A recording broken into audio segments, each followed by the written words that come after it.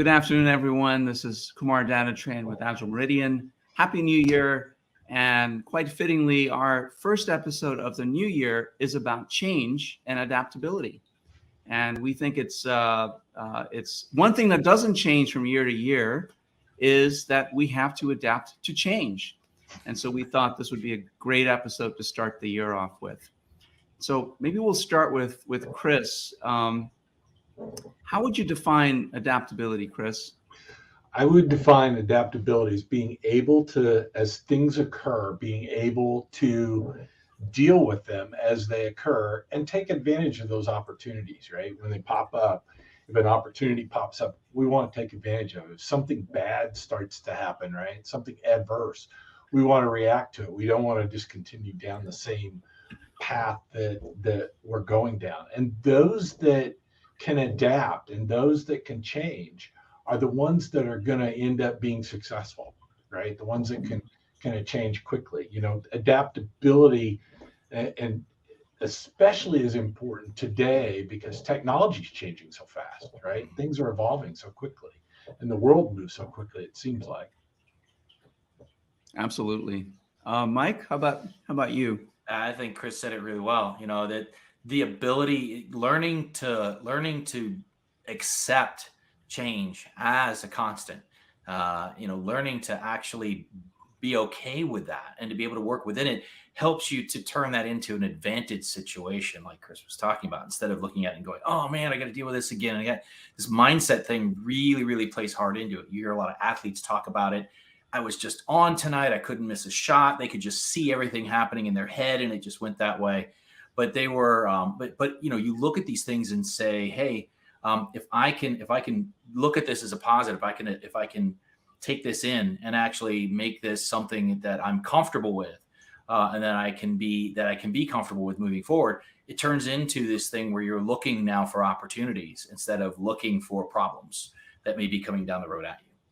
Yeah, that's a really a good way to look at it. There's actually a lot of studies been done over the past few years about adaptability as a capability, as a human capability, as being one of the most important predictors of personal and professional success.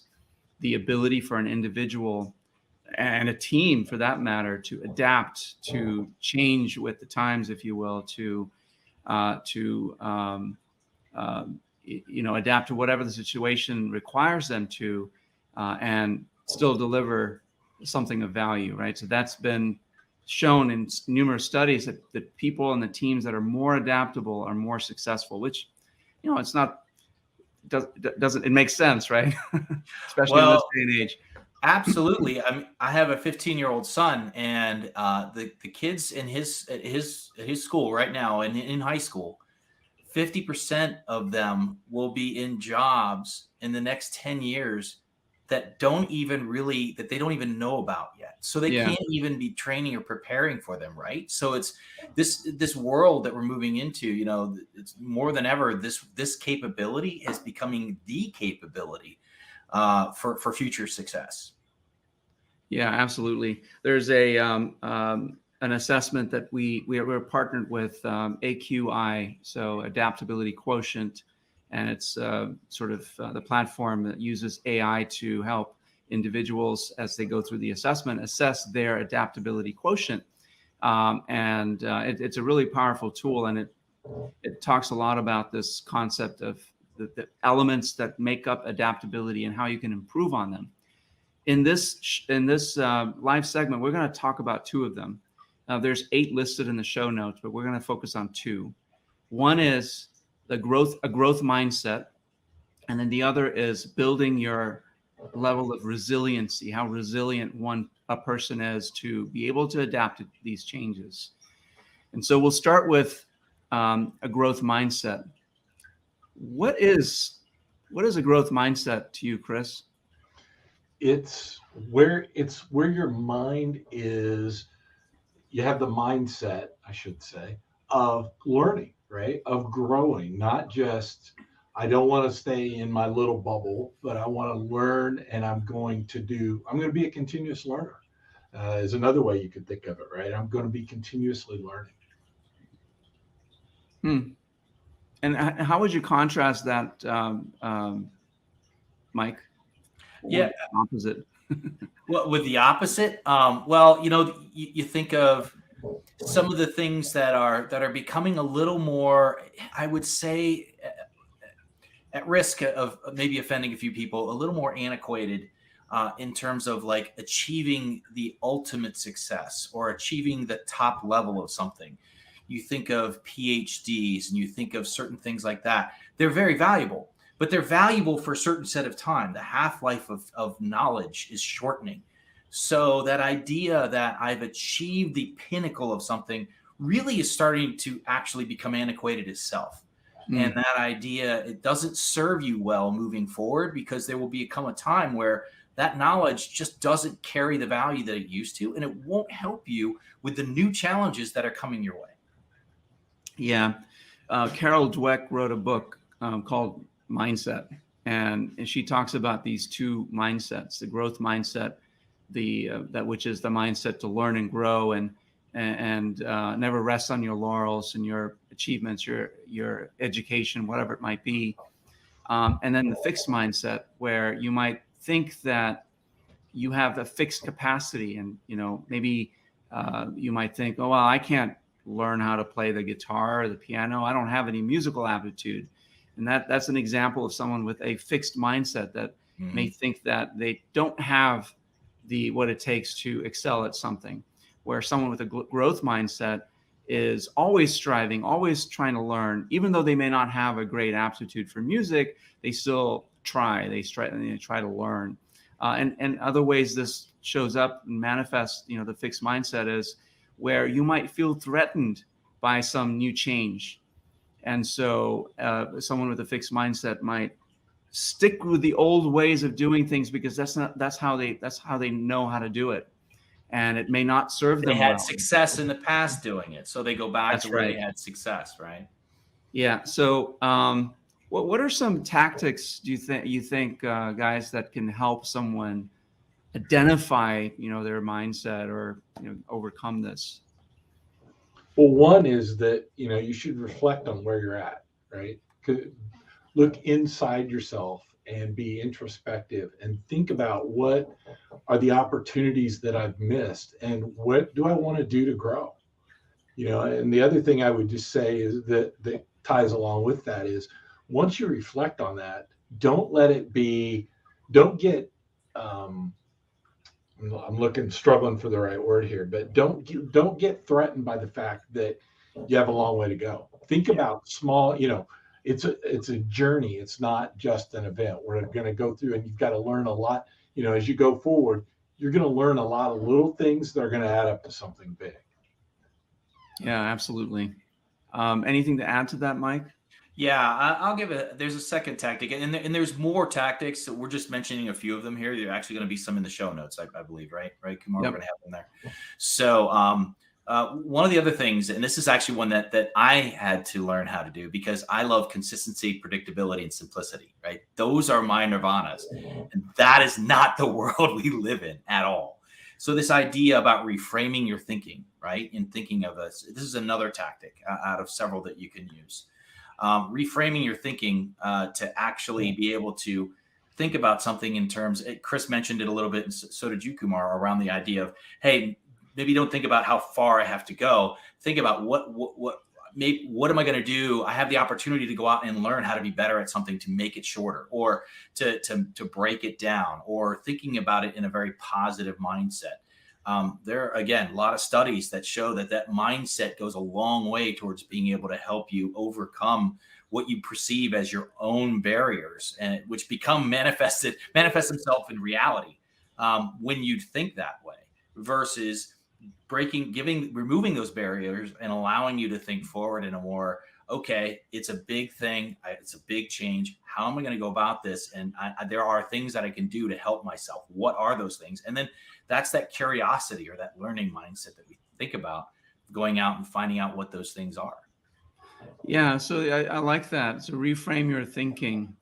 For me, it would, I will admit that, earlier in my life, I probably had a fixed mindset about certain things. And I have learned over the years that to shift to a more growth-oriented mindset.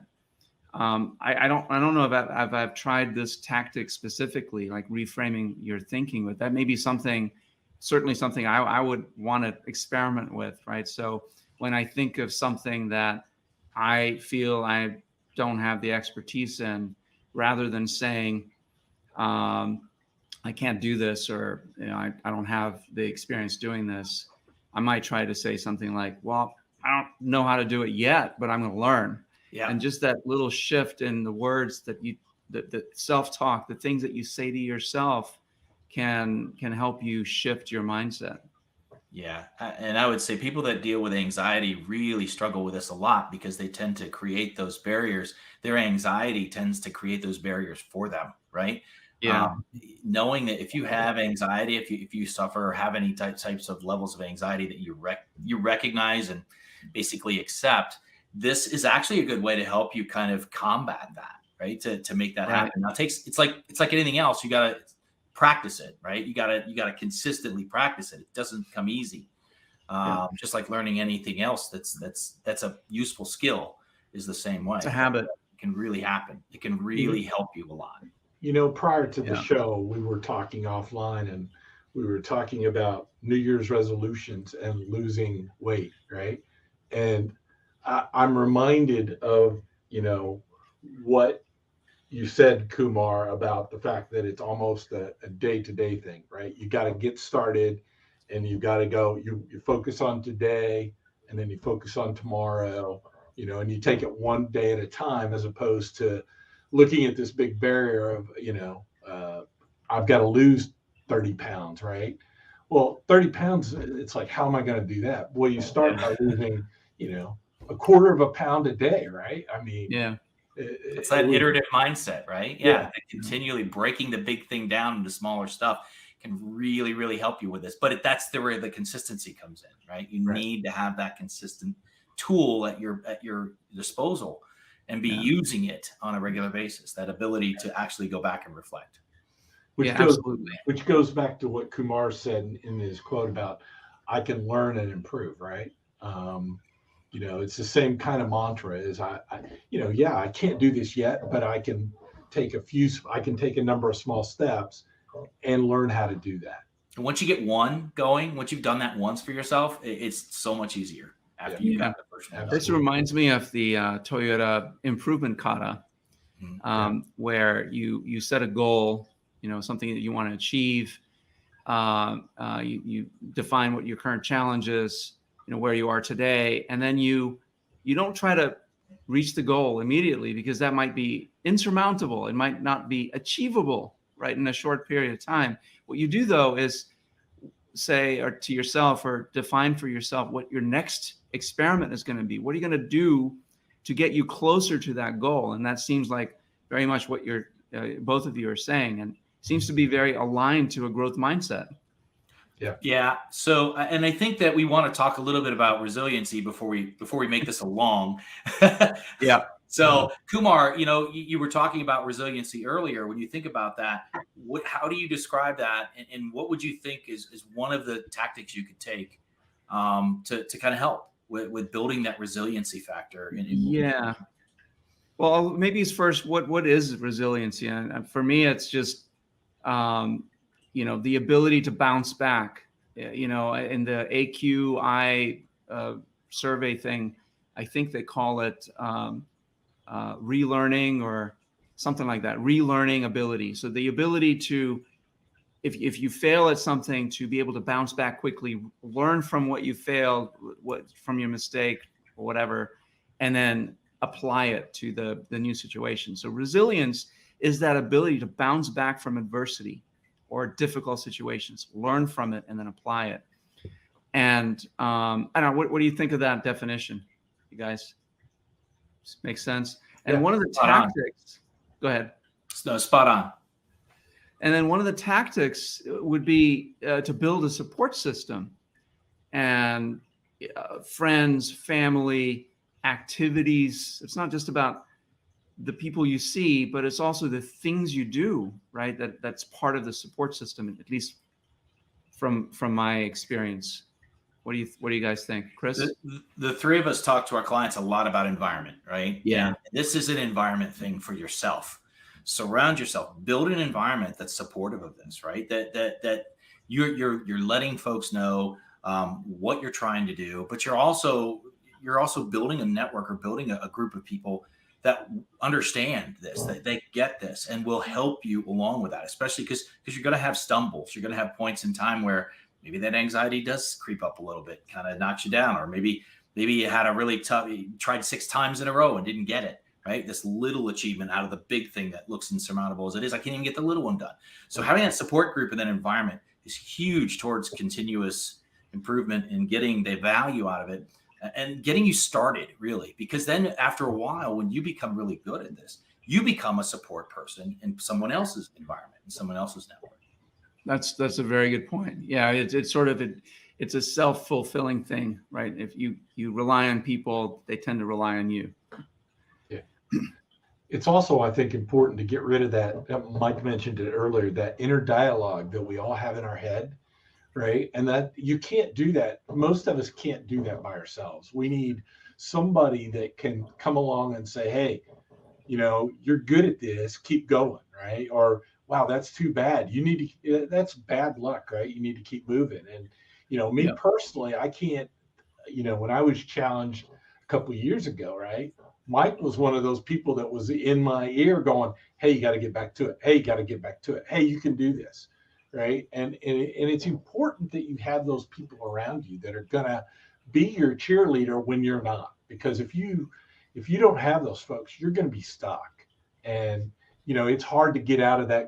It's hard to get out of that rut by yourself. And Chris, you taught me that because you were doing that for me in 2010 down in Florida. So when we were working together, so that's where I actually picked that up, that whole approach. So it does really happen. We have real life experiences with that personally, not just professionally. Yeah. And later on tonight in our Leadership Accelerator, we're going to be covering the third law of John Maxwell's 15 laws of invaluable growth, called the law of the mirror. And this is all about that, building a support system, resiliency. It's really kind of looking inward, right? And building that internal muscle to be able to bounce back from adversity and things like that. So if you're not, shameless plug, if you're not registered yet, you should. And then I think the last tactic that we want to cover in this show is, again, towards building resiliency, is practicing self-care. I'll just go on the record and say I'm awful at this. I really suck at this. I second that. But we're here. We're going to support you on that. Yeah, and my goal for this year is to practice self-care. So that's and what does that mean, really? I think for everyone it means something different. I think it does.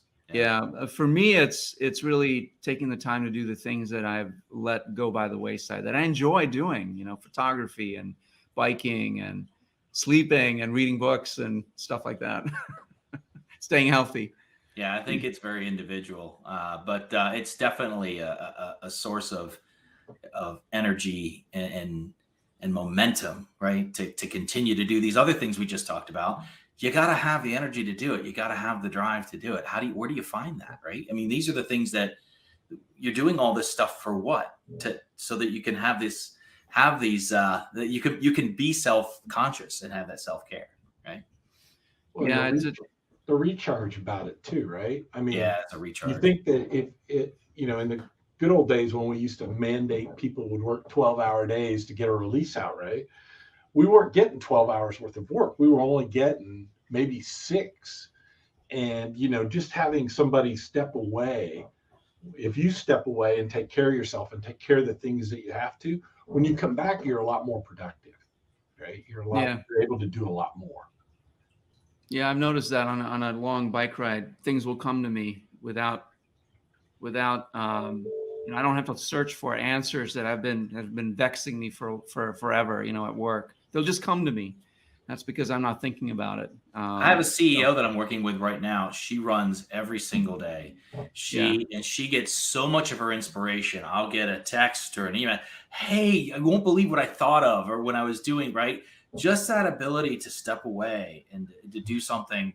There's a physical mental connection there too with what she's Yes. doing, like with running and everything else. But it's huge. I mean, Yeah. a lot of her inspiration, some of her ideas, her ability to step back and think about a situation and these critical stuff, because you're the CEO of a company, you've got a lot of responsibility. So it's good for everyone. It's good for anyone at any level. So we are, again, creeping into long territory. So we're going to, unless there's anything else you want to add, gentlemen. No. Look up the rest of these items. Yes. There's a lot here. We barely covered the surface of this. Yes. So definitely take some time and research it. Yeah. Take a grab look at the show notes. Yeah. Just grab a couple of them and try them first. Don't try to do everything, all of it, because there's a lot there. We will also write a blog article that encapsulates all of the different things that you can try. But the ones we picked, we think have the most impact. Mindset, shift your mindset, and resilience, build your inner resilience, right? Those two things alone can really make you more adaptable to change and be able to deal with the changes that are to come, because they're coming whether you want to or not. And so I think those are two things that you can start with. Excellent. All right. Thanks, everyone. Thanks for watching. And do leave us any comments and look for that blog article. It'll be out soon. Thank you. Bye-bye. Happy New Year.